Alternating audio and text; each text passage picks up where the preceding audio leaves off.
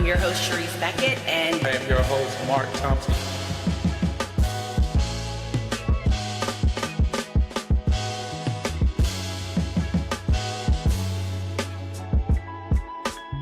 how are you? If you focus on what you did in the past, To lead, transform, and shine. this is a great collaboration. Career Transformation Academy and Queens behind the scenes. Mark Thompson, Charisse Beckett, about to tear it up.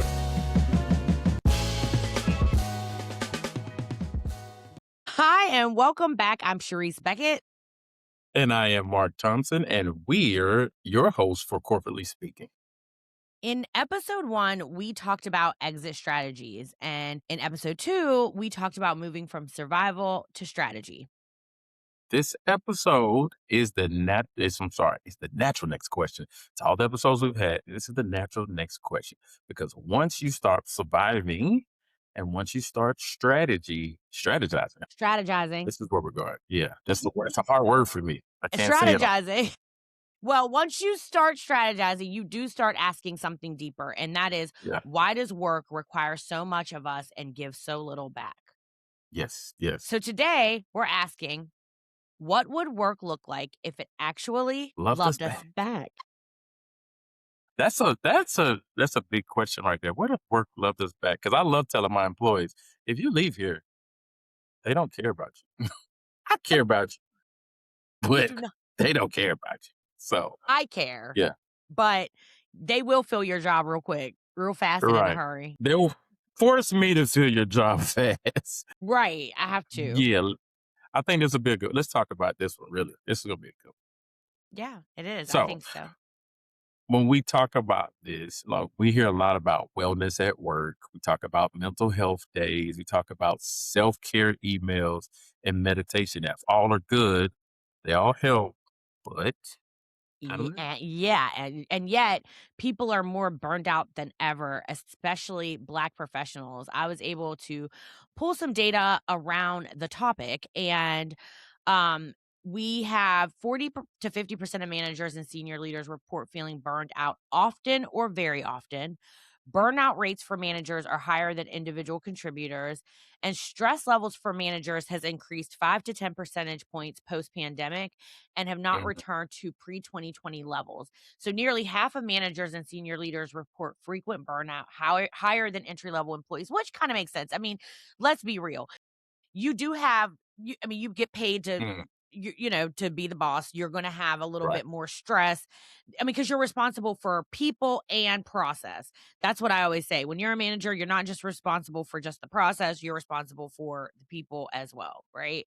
And Right. so that is that. So, with burnout rates being the highest among mid to senior level professionals, workloads have also increased while teams have gotten leaner. People are leaned out. As you know, I mean, like, how many places we had Amazon, who had like 30,000 employees that they laid off, and then I don't know, there's been some other companies, but what happens is, where's that work getting absorbed? I mean, Yes. somebody's absorbing that work, right? And job security has definitely decreased while expectations have increased.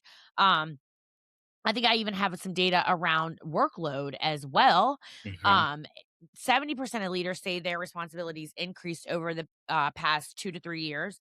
60% of organizations report operating with leaner teams than before 2020, and employees are doing 20 to 30% more work with the same or fewer resources, including compensation. So most leaders are carrying broader scope now, often 20 to 30% more, with fewer people and no increase in their salary.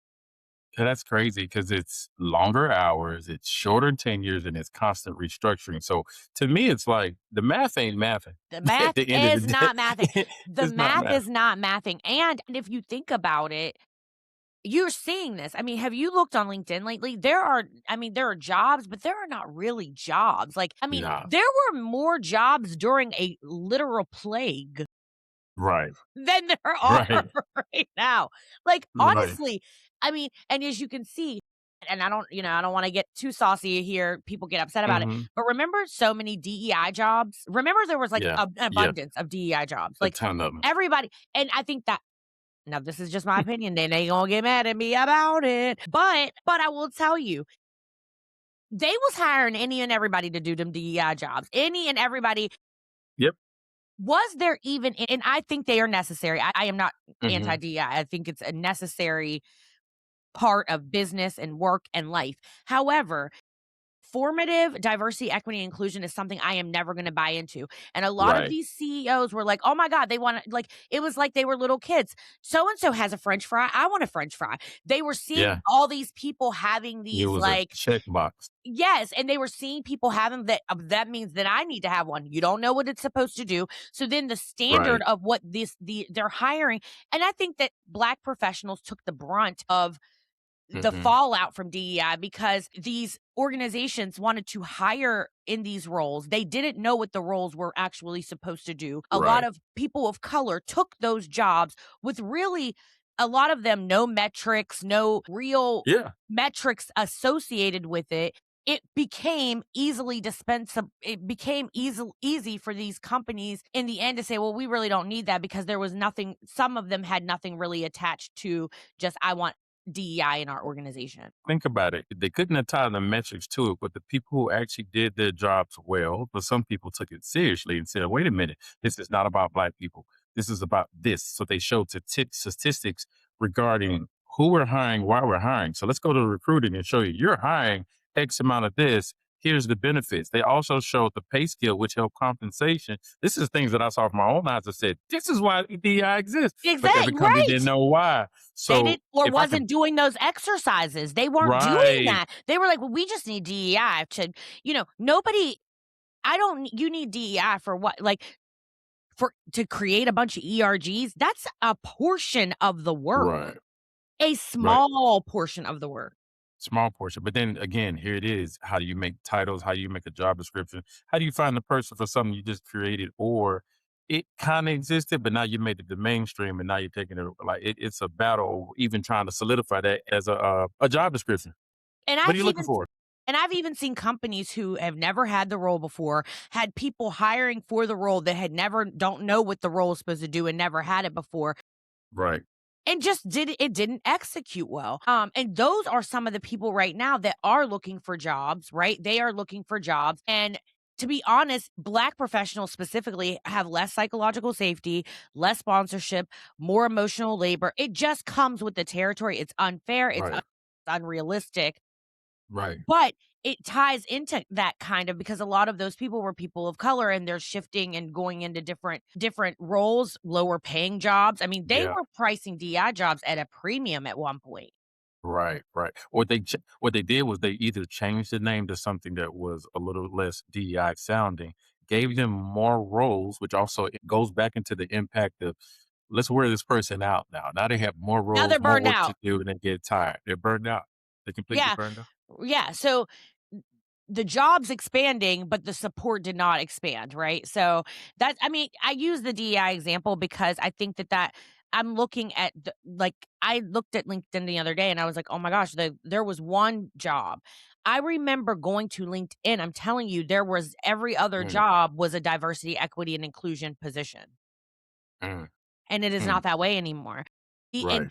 And the other part of that is we're dealing with what 3 to 400,000 Black women have lost their Yeah. jobs in Yeah. 2025. So those people are in the in the job market, and they are looking for roles. And what my hope is that they do not fall into these positions they're where they're asking more of these people, hodgepodging 5 jobs into one job, and Hmm. now you're seriously burnt out, and then you want to talk about wellness at work, right? You know what I Yeah, mean? yeah. It's hard to give that what wellness can look like when you told these people they have to get these things done. You gave them 17 jobs or they're going to lose their jobs. So there's all this unwanted needed pressure because of the reduction of the workforce that has so much ambiguity in how we're actually getting things done.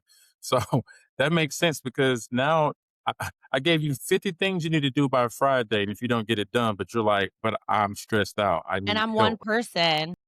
Yeah, and I'm one person. So this kind of ties into why we can't even talk about wellness anymore. Wellness doesn't work or hasn't worked. So, corporate wellness has just focused on coping. And so I've gone to leaders sometime or in other jobs where like, hey, these people are stressed out. Well, have they used the EAP program? Or what Yeah, about the yeah, Calm app? Tell them to use the Calm right. app. Yeah, use the app that we've created that we know should help and work, but it's based on the people who use it where you're getting your data. What about the people who aren't? How do you tether into that? I mean, and those are different deep questions because they're not conditions. We're corporate America cares about you to the surface that they can control. Well, there's people out here who are really struggling, and those leaders that support you have to be a voice for you. So that's another concern deeper than just let me put out this app for you to use. Use EAP because EAP can't come back and tell your employee she's about to quit or he's about to quit and they're on suicide notice. Right. Well, that's what I'm saying. And it teaches individuals how to manage stress, but it doesn't really fix the container with it. So it doesn't address why the stress exists. And that's the part I talk about that a lot. It's like you want to talk about wellness at work, but you're not creating well conditions. Right. Right. You want people to cope through the unhealthy conditions that your organization has provided. Right. And this is why wellness feels performative. We feel like if we reach these levels that we can say we've helped our team be that much greater. I'm like, well, if you to me, I think some of the best things I've seen to help wellness, give me a day off without giving telling just give everybody a day off. Hey, tomorrow we're off. No work, no nothing. Close your computers. I said so. And that comes from up top. That's helping me out. Cause guess Yeah. what? I don't gotta worry about it. Yes. All right. Yeah. Yeah. No, So and then the Black experience of work, like let's name yeah. it. For Black professionals, work has always required more restraint, more translation, more emotional regulation. Because honestly, some of the things that we see, you're like, now this y'all cannot be serious. Right, Like you right. see so much of it, and you do have to practice a little bit more emotional regulation when it comes to those types of things. Because the stuff is Go ahead crazy. and say it. The Say shit it. is crazy. Like Kamala It said, these definitely is. motherfuckers is crazy. Right, right, right, right, You know right, what and I we mean? just Like, it is. It's yeah. like that is the Black experience is all well, tell them what we manage in Mark in the Black Yeah, I experience in mean, the workplace. we're managing more of the job, we're managing the room, we're managing other people's comfort. Oh, man, we can go crazy with the comfort piece, like, perception is everything, and I have to code switch in order for you to feel comfortable.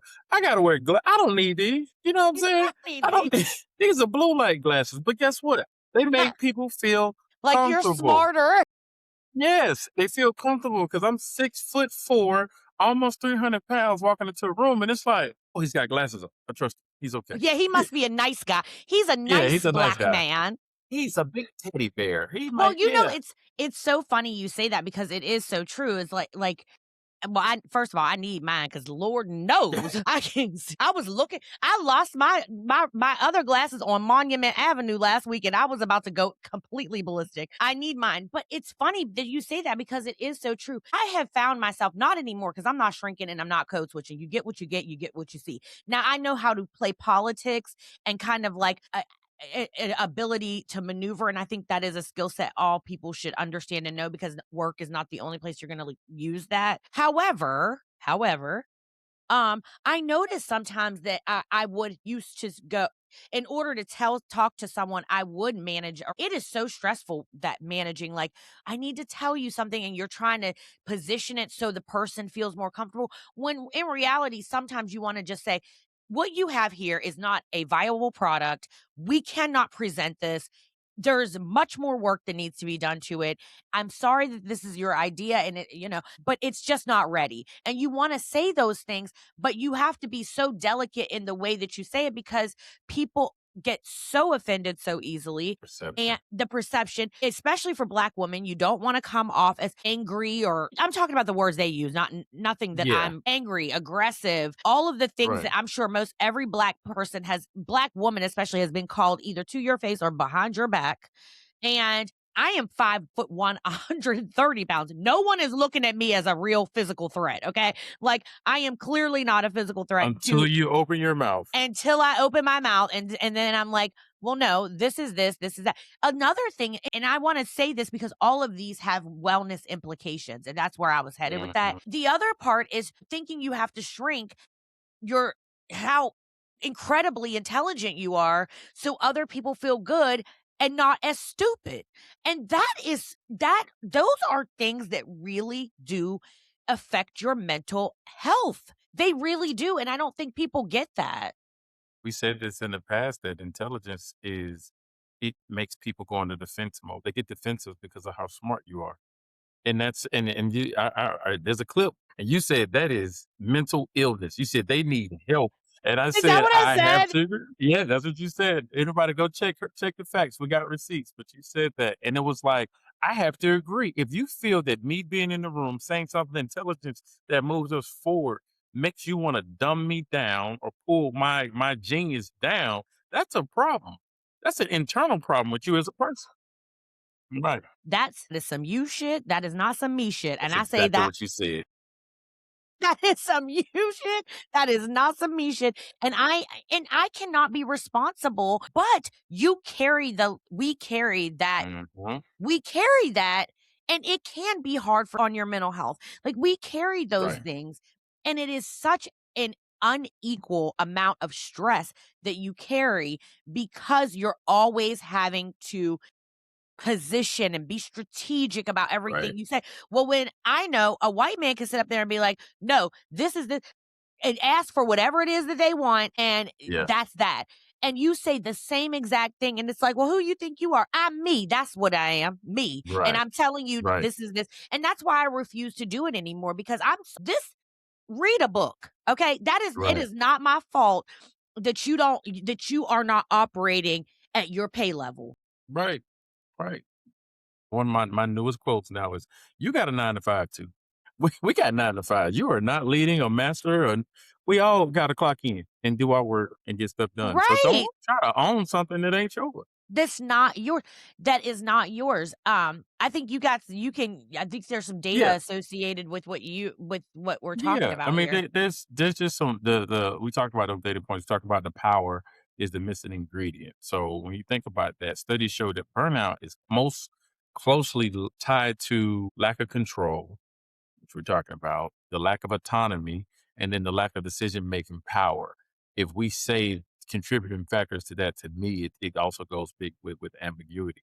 And that's again, it's a personal preference. I've never seen in a whole entire group of leaders it could happen, but be this way. It's individual leaders because the burnout is usually coming from a particular manager that has a perception that we gotta push pressure down. And then this is what I've seen before because if you start understanding the company and you see everybody else not stressed out, but you stressed out, what's going on? It's coming from a singular point. Always say that. I always am, and my thing is, you don't give a we don't give a Yeah. because I am not gonna be sitting here stressing myself out. And Mhm. I wanted to go back to one of the wellness points because you talked about that. 80% of companies offer some form of wellness benefit, yet employee engagement remains under 35% globally. Stress and disengagement indicators have worsened, not improved, since wellness investments increased. So Mm. we've expanded wellness programs, but engagement is still under 35%. Riddle me that. I'm gonna tell you. I'm gonna tell you. This is something that happens in the Middle East. I think it's in UAE. One of those Middle Eastern regions. They have it in their contracts. Massages once a month. Oh, yeah, They yeah. get I worked that. for a company that was like that before. When I used to travel globally all the time, I went to I can't remember which country it was, and they were like, "And we have our masseuse here." I was like, who?" Yeah, productivity up by 35%. Like they put things in there that make sense to the value of releasing tension, releasing stress, opening up doors, and then having like again for us in the U.S. We don't have what maternity leave, 4 weeks, 6 weeks, maybe. You go somewhere else. Oh, you get 2 years in certain countries. You get a year off to help you get acclimated to your lifestyle because life is more important than this job, except here. Mhm. Yep. So, No, that I've seen that. It was funny. I was working on a product with this company, and the lady I was working with on the product, she was going on maternity leave, and so she was out it was like, we'll be back, and it was like, I was like, oh, that's like a whole year. How about homegirl came back, got pregnant again, was off for another year? I said, you go on ahead, girl, do right. it, okay? And get paid. and get paid. And she did. Now, what I did notice is some of the pay is less, right? Like Right. yearly annual salary. But I think I would give up some of my salary for the time. Right. To raise a kid, to I have mean, some peace, to have some clarity. I'm having a baby and having to rush to get back to work. And even some companies have installed like what's it, paternal leave. So dads get like 2 weeks off. That's as most I've seen. It was good, but I got to heal my baby because my ex-wife was about to go back to work. That's the only reason why I have to be able to they had the 2 weeks to extend the time to have our baby with us. with So you what guys. was yeah, just a 6 week period, which is only 2 months. I mean, see Didn't that? put him I in mean, that's daycare. Yeah. And now I will say like with my son, I worked for a global manufacturing company. I was off for 16 weeks and I got paid. I'm not gonna lie. My husband took off like a week, which I didn't really but now I will say paternity leave has changed in a lot of companies where it matches them. It's called paternity leave and it's for anybody having a baby and it's the amount of time for everybody, which is really how it actually should be. But let's reimagine the workplace, Mark. Let's reimagine work. What love actually would look like if work loved us back. What would it look like? Mm.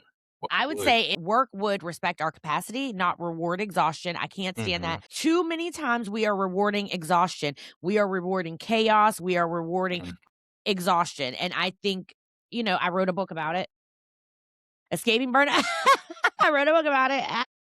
I got it. Probably you see it on the side over here. Yes, exhaustion is not that ain't a prize I want. I don't want the exhaustion award. I have people who run around, and they're running to meetings and they're like, "Oh my god, I had 8 meetings today." I don't feel bad for you because you have help and you're not managing your time properly. Do not come looking at me to feel bad for you. Right. And work would just value outcomes, and I think also not performative busyness. So, you That have some would people who are excellent at that. There's Oh people who yeah, look they busy. they are. Oh, But let they me did tell you, nothing.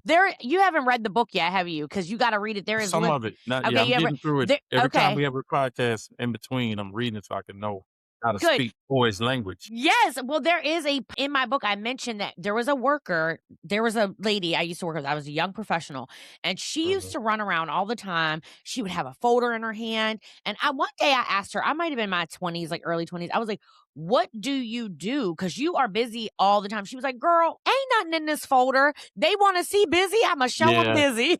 right. Right. You know what? And that's the thing that I show people with Career Transformation Academy. There are jobs out there that are cake jobs. You just got to get the skill set and competency to. I'm not knocking anybody who does this, but if you're an executive admin, you're in control of the company. They are. If you're a chief of staff, you're in control of the company. You really don't. I mean, you got a lot of orchestrating and meetings and messages and stuff like that. But once you've done that, all you did was set things up and get it straight. I've seen chief of staff and executive admin set things up, get the meeting straight. Everybody hears a room, and they in another room drinking coffee and chilling on TikTok and Instagram for the rest of the day because they did their job. And that's what they go home with peace. So when you think about these valuable outcomes and not performative busyness, what I like to double down on that is like, what would it look like for you to come to work, not be stressed, be like, oh, I'm excited about going to work because I have something I'm excited to work on. I actually went to school for things like this. I studied about I these things and I get studied to this. apply my brain to something. I like the people I work with. My boss is a great leader. Yeah. It's almost like respect. Yeah, yeah, and then, it also, like, offering real flexibility. I wanna say this, flexibility does not look the same for everybody, and that's where inclusion is so important. Ability does not look the same. I was talking to a young lady the other day, and she said, I have caretaking responsibilities, not parent, caretaking responsibilities." She has to take care of a parent, and her caretaking responsibilities look a little bit different than my caretaking responsibilities with a 14-year-old, right? I gotta go pick him up, but she has caretaking responsibilities. Her flexibility is gonna look different than mine, but she doesn't mean she still doesn't need it. Predictable boundaries. right? Predictable boundaries, clear decision rights. What do I have? What am I able to make decisions about? Like all of this ambiguity and people, listen, places thrive off of that ambiguity and chaos because what happens when you have ambiguity and chaos? Lack of accountability.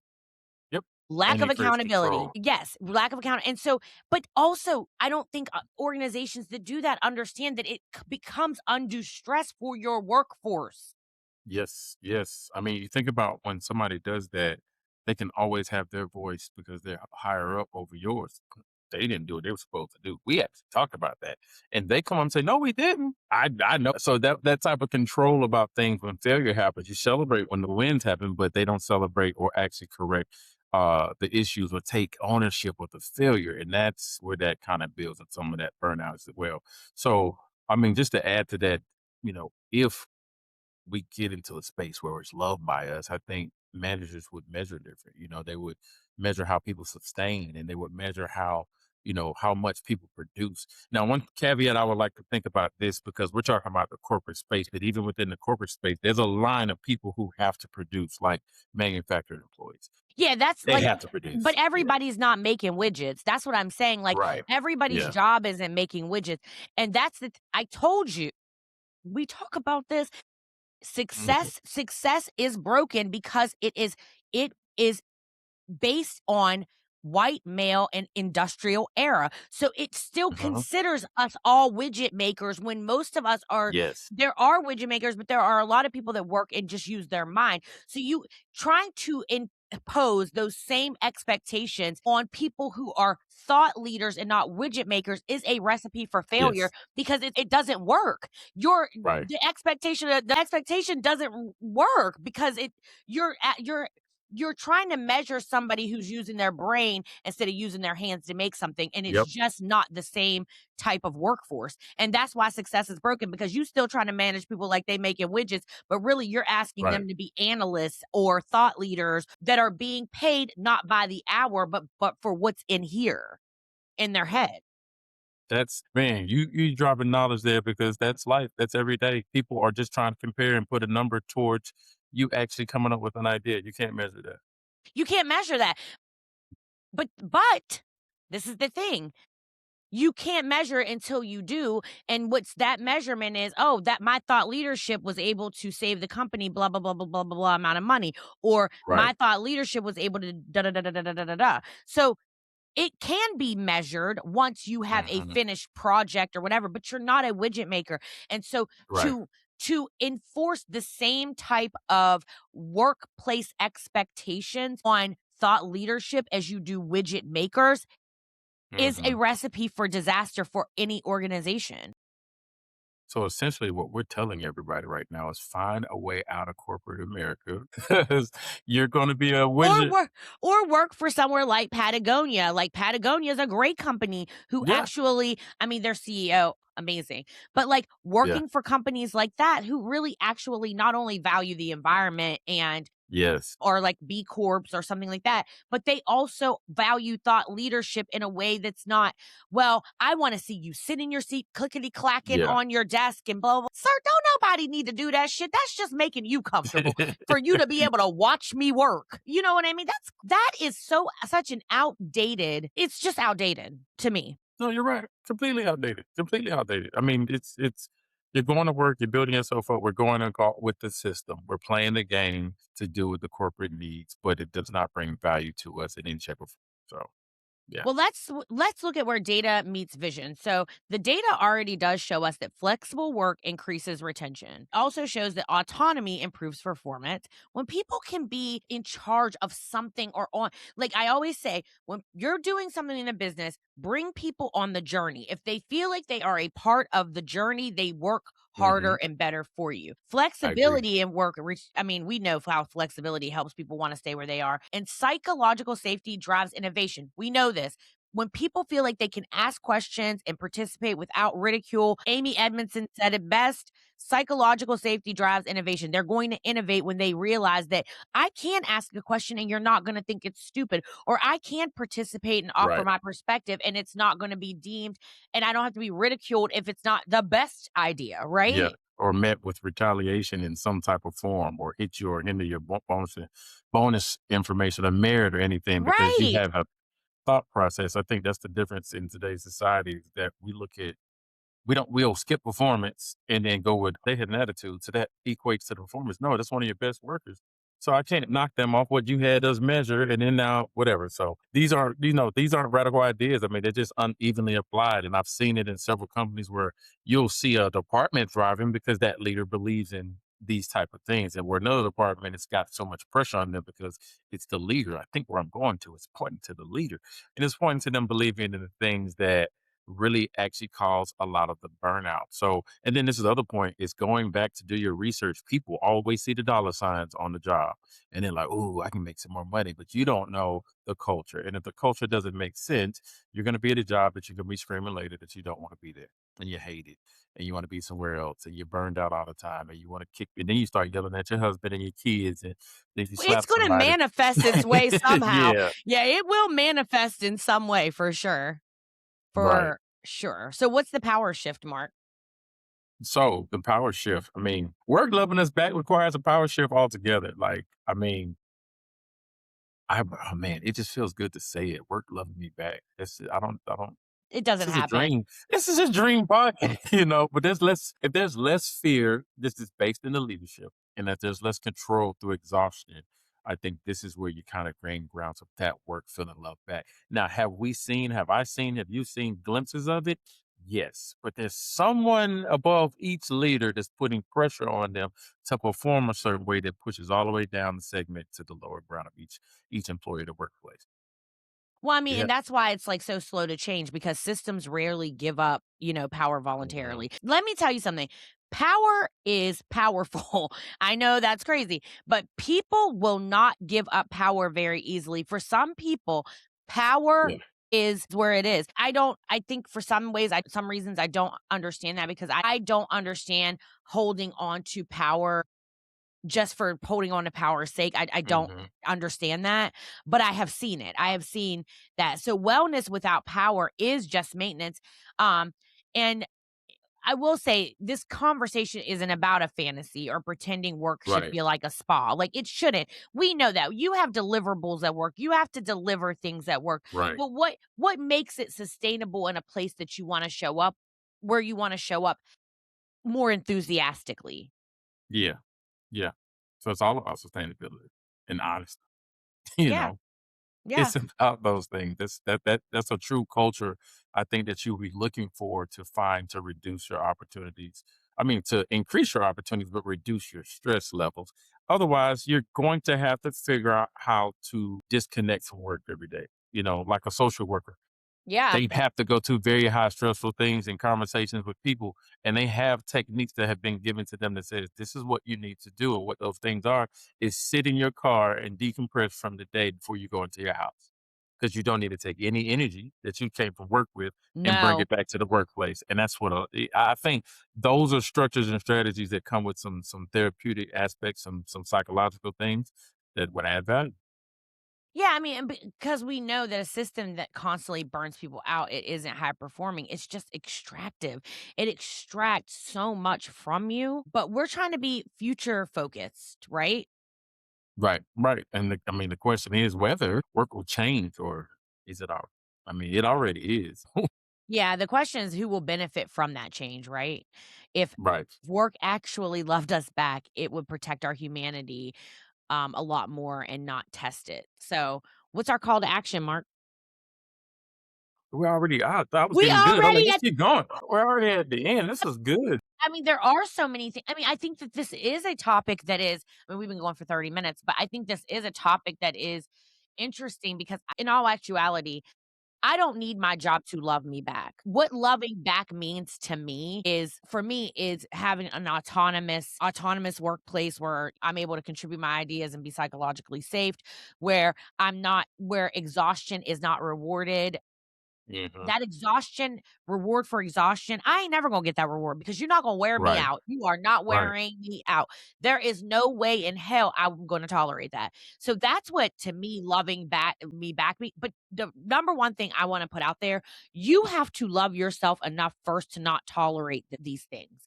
And I say you Hmm. have got to know your worth so that that work don't have to love you back. You love yourself enough to know if this is an environment where I'm going to thrive in, it has to have this, and this. And if it doesn't, and I start to see it, then I've got to make it. I have got to have what we talked about before, an exit strategy.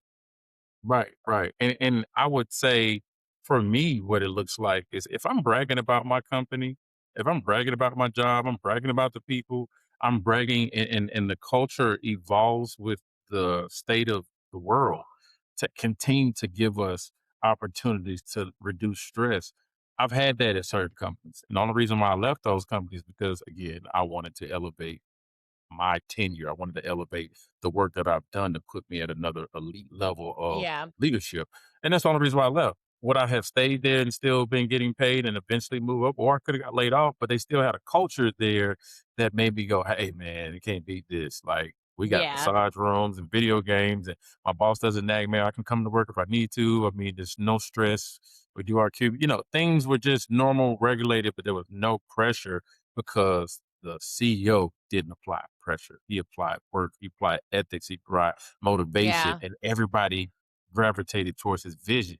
And that's what it boils down to me is that, yeah, I think excellent leaders help with the burnout to create the love that we're looking for work.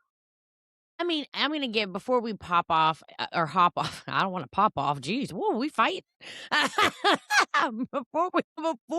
Before I hop off, I look at if you look at the country as a whole right now in the leadership, Mm, look at the chaos and mm, I've said this in Queens Behind the Scenes. I mean, you look at the US government right now of leadership, and there it is lacking.